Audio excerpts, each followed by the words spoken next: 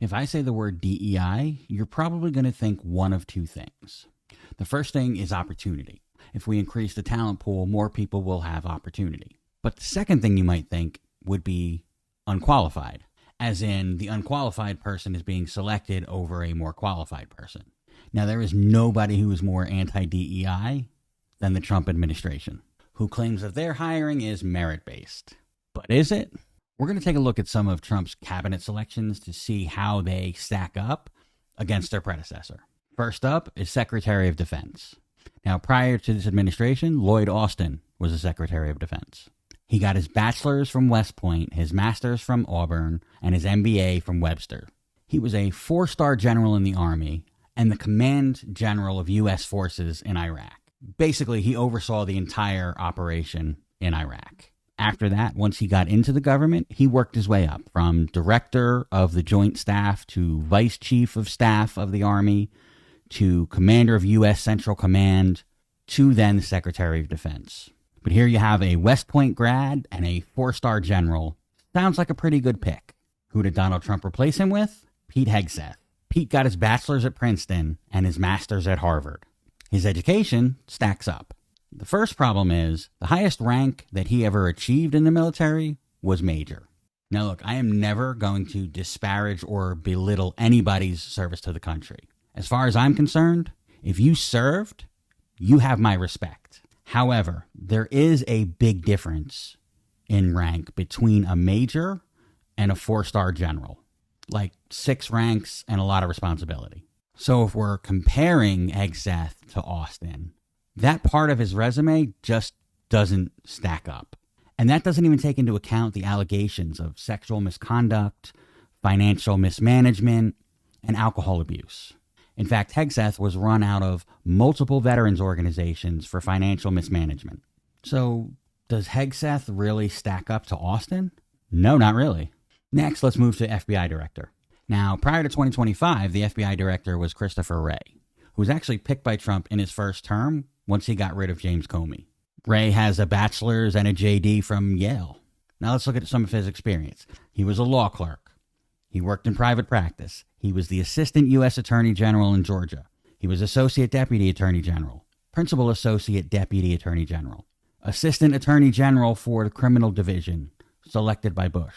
The man was experienced. Then we go to Kash Patel, bachelor from Richmond, University College London, and then his JD from Pace. He was a public defender and federal prosecutor. And then prior to Trump's first term, he was a House committee aide for Devin Nunes.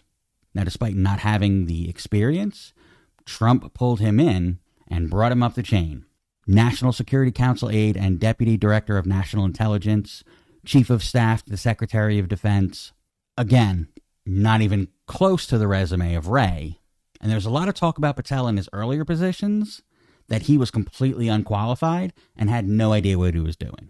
But he did write 3 children's books about Donald Trump, so now he's the director of the FBI. Next, let's look at the Secretary of Health and Human Services. Prior to this administration, it was Xavier Becerra, bachelor and a JD from Stanford. He was the Deputy AG of California Department of Justice. He was in the California State Assembly. He was a U.S. House Rep, and he was the California Attorney General. To be honest, this was probably one of Biden's worst picks. He has no medical background, and he was barely confirmed, 50 to 49.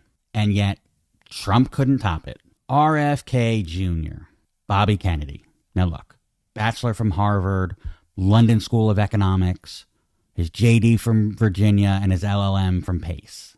You want to know the funny part about this one? If Trump had hired RFK Jr. to be the head of the EPA, I actually would have loved this pick. RFK Jr. actually spent the majority of his career fighting for environmental protection. Yeah, he was super passionate about environmental protection. You know what he doesn't have experience in? Health and medicine, which you would think would be a prerequisite in order to be the Secretary of Health and Human Services, wouldn't you? Add in the fact that he is a convicted felon and he has a long and documented history of drug abuse, including heroin. And I'm pretty sure he would not have been confirmed under any other administration. But I'll say it again. If he had been put up to be the head of the Environmental Protection Agency, I would have loved it because the man cared about the environment. But instead, we got an anti-vaxxer who thinks autism is caused by vaccines. Next up, Secretary of Education. Prior to this administration, it was Miguel Cardona. He got his bachelor's from Central Connecticut State, and he got his master's and doctorate from UConn. Now, this is what you love to see. He was a teacher, a principal, the assistant superintendent. He was a UConn adjunct professor, and he was a Connecticut State commissioner of the Department of Education. This man has spent his entire life in education. Who was he replaced by? Linda McMahon, president and CEO of the WWE. Bachelor's from East Carolina, and was on the Connecticut Board of Education for a few years. And last administration, she was the administrator of the SBA, which she was also unqualified for. There are others, but I'll leave it there. And look, I didn't go through Trump's entire cabinet, and I will say there were some picks that I thought were actually pretty good picks. But this was not merit-based hiring. These are people who are friends with Donald Trump, and these are people who have sucked up to Donald Trump. He knows he has their loyalty. This is the exact thing that DEI is trying to prevent. Hiring your unqualified buddies over actual qualified candidates. So the next time you hear DEI, think about Pete Hegseth and Signalgate. Think about RFK Jr. claiming that autism is caused by vaccines. Think about Linda McMahon saying A1 instead of AI. Think about Kash Patel saying that he would go in and close the FBI headquarters on day one. These people are unqualified. And that's not to say that some of them could not have worked their way up and eventually become good picks.